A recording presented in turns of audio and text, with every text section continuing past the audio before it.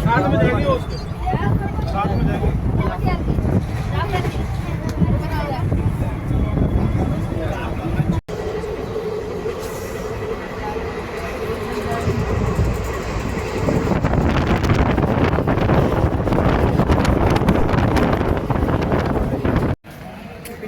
आ गए घर से निकल के नई दिल्ली, नई दिल्ली से आ गए कोसी कला।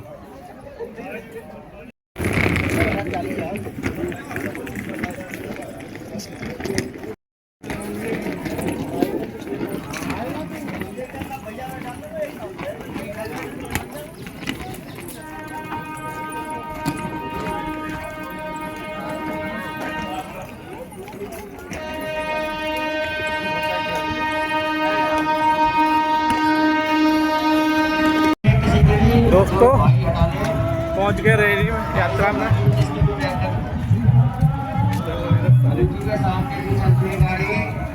जिसके भी पैर लगे हों कहते लगे हटा दे। जब तक पानी मुंह सूखा जाता गिर रहे थे कई बार बेहोश हुए। जब हमें प्रशासन के लोगों ने बताया कहीं नेता बनेगा बड़े पागल। जब हमको प्रशासन के लोगों ने बताया ऐसी ऐसी बात है हमको तो बहुत कष्ट लगा। हम एक बात कहना चाहें अपने लिए नहीं की आपने आने वाली पीढ़ियों को बचाने की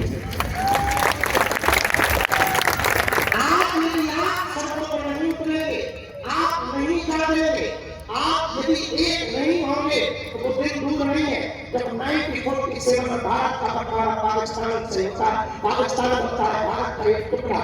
तो उस समय पर 22% हिंदू थे पाकिस्तान में, आज मात्र 2% थे। Indonesia, Cambodia, Burma, Fiji, Mauritius इन देशों में बहुतायत संख्या में हिंदू रहता था। हर जगह हिंदू बढ़ रहा।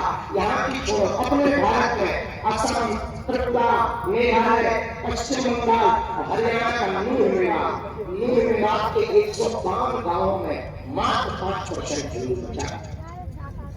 ये हिंदुओं का दुर्भाग्य, सनातनियों का दुर्भाग्य। हिंदू राष्ट्र कब बने जब बने, और हम हिंदू बन जाए ये बहुत ज्यादा जरूरी है। यदि हम हिंदू ही नहीं बनेंगे तो हिंदू राष्ट्र नहीं बन सकता। यदि हम अपने आप पर खतरे को मुसलमान कभी कहता है कि हमें गर्व है हम मुसलमान, तब हिंदू जरूर कहता है हम गर्व से कहो हम हिंदू। क्यों गर्व से कहें? हम हिंदू है ही है। गर्व तो स्वाभाविक है, उसके लिए लिखने की जरूरत क्या है, उसके लिए कहने की जरूरत क्या है? अरे गौरव है, हमारी महिमा है, हमारी पहचान है। इस देश में जन्म लेने वाला हर व्यक्ति हिंदू है। आपको नाम है वो उसकी कमजोरी है। कोई अपने बाप को बाप न कहे तो बाप की बुरी होती है, बेटे की गलती होती है। बेटा ही कम होता है तो क्या करें? बात समझ आई? हम आपसे कहना चाह रहे हैं आपने जो परिश्रम किया वो किसी को चोट नहीं धक्का। और हरियाणा में बड़ा जब ट्रांसफार्मर पे चढ़ा तो प्रताप आपके पीछे जाते बगल में चल रहे थे। हमने इशारा किया उधर देखो, हमने फोन लगाया, लाइट बंद हो गई तो चल गए। ट्रेन में जाती बाबा की पदयात्रा में लोग झूम से क्या कर पूछा उसको खड़े आप देखिए। हमें क्या दिल्ली के बड़े भगवान दिख रहा है नहीं दिख रहा, हमें देखकर क्या करेगा? और एक बात बहुत विनम्रतापूर्वक सुनो, बुरी लगे तो ठीक है, ना लगे तो हो जाएगा। एकमात्र विजय कृष्ण शास्त्री से हिंदू नहीं देना, आप सबको बताना। जान होगा है तुम टेंशन ना, तुम पदयात्रा में चले अपना देश हिंदू आप छोड़ेगा बगल में तुमको भी हाँ पहले चलो टेंशन ना। नेपाल वाले, बिहार वाले, गुजरात वाले, महाराष्ट्र वाले, जहाँ से आए हैं, हम एक बात प्रार्थना करना चाह रहे हैं। आप यहाँ से जब घर जाएं, अपने गांव में, अपने क्षेत्र में, अपनी समाज में बैठकर पदयात्रा के संकल्प के बारे में चर्चा करें और संकल्प दिलाएं। भेदभाव छुआछूत से ऊपर उठकर लोग अपना परिचय बताने में गौरव रखें, गर्व रखें। हम हिंदू हैं, हम हिंदू हैं, हम हिंदू हैं। तो वही पदयात्रा सफल होगी, वरना ये सिर्फ 10 दिन का आंदोलन माना जाएगा। वो अल्लाह को खूब हो गया, वो संसार है, टीवी वाले आ रहे और टीवी पे आ रहे, टीवी वाले भी आ रहे और टीवी पे आ रहे, और जो पदयात्री है वो भी आ रहे, चलेगी पूरी खा वो आने दिया सेल्फी वाला में सेल्फी खिंचवा। आगे कुछ पदयात्री बहुत अच्छे को भी बहुत लिए आ रहे, पर वो भी जरूरी है ताकि वो पूरे होंगे तो वो अपने नाती पोतों को पहले से उनको दिखाएंगे कि हिंदू राष्ट्र के लिए हम भी बैठे पदयात्री। और माताएं भी वो भी तो दादी बनेंगी, तो वो भी दिखाएंगे। एक बात हम कहना चाहें, आंदोलन 10 दिन का होता है, आंदोलन जीवन भर। आप सनातनियों को आंदोलन की आवश्यकता नहीं है, सनातनियों को आंदोलन होने की आवश्यकता है। हिंदू एकता का मतलब हमें किसी को काटना या मारना नहीं है। हिंदू एकता का मतलब यदि छोड़ा नहीं जाएगा, ये बात होती है। हिंदू एकता का मतलब हम अपनी संस्कृति को बचाएं, अपनी परंपराओं को बचाएं। हिंदू एकता का मतलब संत और ग्रंथ के अनुसार जीवन को जिए। हिंदू एकता का मतलब भारत को कचराई हिंद नहीं, धाराई हिंद होते हुए देखिए। लोग बुद्धिजीवी खूब कौन से पूछते, अभी कल बुद्धिजीवी हमारे बगल में बैठे थे, बड़े माइंडेड है, उन्होंने IIT कर रखी है किसी बहुत बड़े कॉलेज से। उन्होंने कहा कि इससे होगा क्या? हमने कहा ये बताओ, कचराई हिंद से क्या होगा? वो बड़ा बोले नहीं, हम तो दोनों के पक्ष में, हम तो पूरा अलग माइंड के आदमी है, हम अपसेट माइंड के आदमी है। तुम्हारी बुद्धि खराब है, तुमको ज्ञान का कीड़ा काट रखा है, सेक्युलरिज्म का कीड़ा काट रखा है। उन्हें हम वही कहना चाहता हूँ, मैं सेक्युलर हमने कहा प्रकृति के बड़े ना तुम इधर हो ना तुम इधर हो, बीच के हो, बीच का कौन होता है समझ जाओ। तो और बनाया हमें बनाना चाहता है,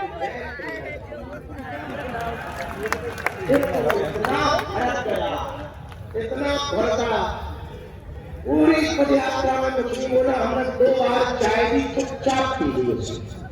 हम कहते चाय भी और राय ले, देश में रहना है, हमारे साथ चलना है तो चाय भी ले और चर्चा चाय भी करे। फिर वो जाने लगा तो फिर हमने उसको कहा, हमका my dear you come here इधर सुनो, हम इस देश में एकता क्यों चाहते, यही कीड़ा है ना तुम्हारे अंदर। उत्कर्षण, कुछ लोग इस देश के तिरंगा में चांद देखना चाहते, हम चांद पर तिरंगा देखना चाहते। ये चाहते, तो इससे क्या होगा? उनकी एकता से यदि काष्ठजन शून्य होगा, राष्ट्रवाद बढ़ेगा। राष्ट्रवाद शून्य होगा तो जातियों में बटे हुए व्यक्ति ऊंच नीच अगड़ा पिछड़ा जात पात की लड़ाई में अपनी एनर्जी खत्म करने की बजाय राष्ट्र को आगे बढ़ाने में अपनी ऊर्जा को बढ़ाएंगे। भारत विकसित होंगे। हम ये करना चाहते। आज भी गाँव में, कई विवाहों में घोड़ियों पर नहीं बैठने दिया जाता। आज भी गाँव में भेदभाव के नाम पर बात किया जाता। इसी छुआछूत और भेदभाव में सनातन से कई लोग विमुख हो गए। कोई बुद्धिस्ट बन गया, कोई हरिउल्लाह वाला बन गया। सनातन की सबसे बड़ी कमजोरी है, इस्लाम धर्म को कोई स्वीकार करे तुरंत चच्चा जान हो जाता है, अम्मी जान हो जाता है। कोई ईसाई बने तो वो सर मिस्टर सिस्टर हो जाता है, पर कोई हिंदू धर्म में रहे तो या तो वो जाट हो जाता है, या ब्रह्मा रहता है, या शर्मा रहता है, या क्षत्रिय रहता है। हम ये कहना चाह रहे हैं, न तुम ब्रह्मा रहो, न शर्मा रहो, न क्षत्रिय रहो, न वैश्य रहो, न शूद्र रहो। तुम पहले हिंदू रहो, तुम पहले हिंदुस्तानी रहो, बाद में कुछ नहीं। इसलिए बात और हम अपनी बात बयान करने के पहले कहें, वो दिन दूर नहीं जब तुम्हारे गली मोहल्ले में भी बम फूटेंगे। उनके डॉक्टर भी छोड़ गए और अपन नारियल छोड़ के मर गए। उनमें हमें कितना अंतर है? वो कम फोड़ने पर भरोसा करते, हम लोग नारियल फोड़ने पर भरोसा, इसलिए तो मार देते, हम लोग गिनती करते रहते, हम लोग गिनती करते रहते। हमने स्पष्ट रूप से इस्लाम धर्म की पूरी कौम से कहा कि तुम हमारे विरोधी नहीं हो, न हम तुम्हारे विरोधी हैं। और यही वो हिंदुस्तान है कि बंटवारा जब हुआ, ये बात बहुत पूर्वक सरदार वल्लभ भाई पटेल ने अपने भाषण में कही है। वल्लभ भाई पटेल ने 1947 के बाद कहा कि इस देश में, हिंदुस्तान में रहने वाले आधे से ज्यादा मुसलमानों ने जिन्ना के साथ खड़े होकर के पाकिस्तान की मांग की थी, पर दुर्भाग्य ये है जिन्होंने मांग की थी वो सबके सब पाकिस्तान नहीं है। जब तुमने मजहब के नाम पर देश मांगा तो तुम्हें जाना चाहिए, कोई बात नहीं, रह गए और अच्छी बात है। हमारा तो बसवे कुटुंबकम का सूत्र है, हमारा तो वंदर फैमिली का सूत्र है, एक विश्व एक परिवार का सूत्र है। तुम रह गए, कोई दिक्कत नहीं पड़ेगा। अन्य देशों से आए हुए रोहिंग्या, बांग्लादेशी, शरणार्थी जितने भी हमारी बात को सुन रहे हैं टीवी के माध्यम से, हमें बात उनसे कह रहे हैं, कान खोलकर सुनो, भारत एक देश है, कोई धर्मशाला नहीं है। शरण भी लो तो कायदे में लो, और इस्लाम धर्म के सभी लोगों से हम कहेंगे तुम हमारे हो, इसमें कोई संदेह नहीं, हम भी तुम्हारे हैं, इसमें भी संदेह नहीं। यदि हम विरोधी होते तो अब्दुल कलाम को शुरू किया करते, नहीं रस्खान के दोहे ना गाते, हम रस्खान के भी दोहे गाते हैं, अब्दुल कलाम को भी शुरू करते हैं। पर आप अपने जवान बच्चों को समझाओ डॉक्टर की पढ़ाई पढ़ करके भी आतंकवादी न बने अब्दुल कलाम। अपने युवाओं को समझाओ, अपने बच्चों को समझाओ, क्योंकि ये देश पावर का नहीं बहुमत का है। जिस भूमि में हम लोग खड़े हैं उनके एक भैया है, टाल भैया, यदि हल मुंसल उठ गया तो बेटा तुम्हें लाहौर में चले बाद में मत कहना। चले अभी महाराज जी ने संकेत दिया, परमात्मा निकेतन वाले कुछ महाराज जी ने, कि कुछ लोग इस देश में ऐसे हैं, खाते भारत का है, खाते पाकिस्तान। वंदे मातरम क्यों नहीं बोलेंगे आप? राष्ट्रीय गीत है क्यों नहीं बोलेंगे? भारत माता की जय क्यों नहीं बोलेंगे? भारत मातृत्व प्रधान देश है, यहाँ गाय को भी माता कहा जाता, गंगा को भी माता कहा जाता, यमुना को भी माता कहा जाता, गायत्री को भी माता कहा जाता, और हमारे देश को भी भारत माता कहा जाता। राष्ट्रीय क्यों नहीं बोलोगे? तो कुछ मजहबी कट्टरपंथी कहते हैं, समझे तकलीफ है, तो रहते कहाँ यहाँ पर रहते लोग। जब तुम्हें भारत माता की जय बोलने में दिक्कत है तो यहाँ आए तो है भैया, हम तुम्हारे विरोधी नहीं। और एक बात हम फिर हिंदुओं को कहेंगे, हमें इन बातों पर भी ध्यान नहीं देना। हिंदू वो नहीं है जो मुसलमानों को गालियां दे, हिंदू वो है जो सनातन को तालियां दे। हमें इस्लाम और ईसाइयों का विरोध नहीं करना, हिंदू एकता से हमें अपनी संस्कृति को बनाना है, अपने बच्चों को पाठ कराना है, घर पर भगवा ध्वज लगाना है, गांव से भेदभाव छूआछूत मिटाना है और भारत को भव्य बनाना है। और इसके लिए सत्संग बड़ी प्रकार करके कष्ट उठा रहे, संत फिर भी चल रहे। बद्रीनाथ वाले महाराज जी की तो नाक से खून निकला, हमने कहा कि बहुत गर्मी है, आप रुक जाओ, नहीं माने, नहीं चलेंगे। और सत्संग बहुत कष्ट पा रहे, फिर भी सत्संग ये जो आज हमारे ये भी कोई कई 1000 किलोमीटर से पहुंचे, लाखों में चल कर आए। महाराज जी बाहर थे, मोदी की पार्टी, महाराज जी तो विदेश में गई थी, विदेश से चल करके महाराज जी आए, लेकिन ये किस लिए आए? केवल आशीर्वाद देने का है, आशीर्वाद देने को आए हैं, ये बताने आए हैं कि भारत को एक करने के पहले हम साधु समाज को एक कर चुके। हमारे सब महापुरुष एक साथ इसलिए खड़े हैं, सत्संग एक साथ इसलिए खड़े हैं, ये जो काम है ये देश के लिए है, ये जो कार्य है एकता का आने वाली पीढ़ियों के लिए है। हमारे हाथ जोड़कर प्रार्थना है सभी पदयात्रियों से, आप घर जाएं, ये विचार लेकर जाएं, भारत को छुआछूत भेदभाव मुक्त बनाएंगे, कोई पूछेगा तो परिचय हिंदू और हिंदुत्व बताएंगे, घर पर घोड़ा लगाएंगे, माथे पर टीका लगाएंगे ताकि सनातन टीका ना हो, और जब किसी हिंदू पर कोई विपदा आएगी तो सबसे काम आएगी। बस इन विचारों को आपको घर ले जाना है और कल से इसी पर कार्य करना है। आज रात को हम आपको राधा गोविंद जी मंदिर में मिलेंगे, क्योंकि आप बहुत लेट हो गए हैं, थोड़ा चलना जरूरी होगा, समय पर चलना जरूरी होगा, जल्दी चलना जरूरी होगा, तो थोड़ा स्पीड से चलेंगे। दोपहर का भोजन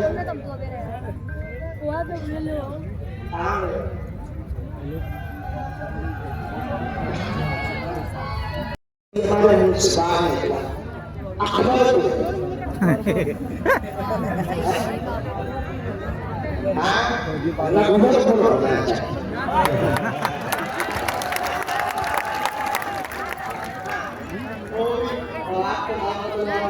नेताजी होते तो अभी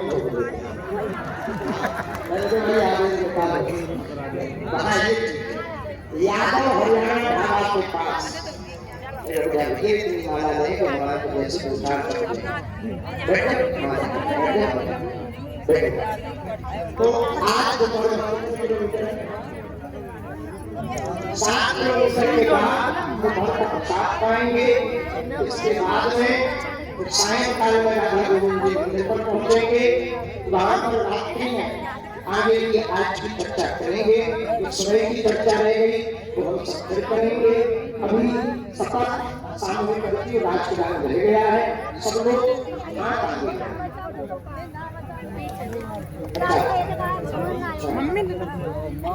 ऐसे बड़ा हम सब हिंदू सनातन शपथ लेते हैं जीवन भर सनातन धर्म का पालन करेंगे। हम सब हिंदू सनातनी शपथ लेते हैं संत और ग्रंथ के अनुसार जीवन जिएंगे। हम सब हिंदू शपथ लेते हैं भारत में अवैध धर्मांतरण नहीं होने देंगे। हम सब हिंदू शपथ लेते हैं गांव शहरों को भेदभाव छुआछूत मुक्त बनाएंगे। हम सब हिंदू शपथ लेते हैं हिंदुत्व के लिए कार्य करेंगे, हिंदुत्व के लिए जिएंगे और हिंदुत्व के लिए ही मरेंगे। हम सब हिंदू शपथ लेते हैं ब्रज क्षेत्र को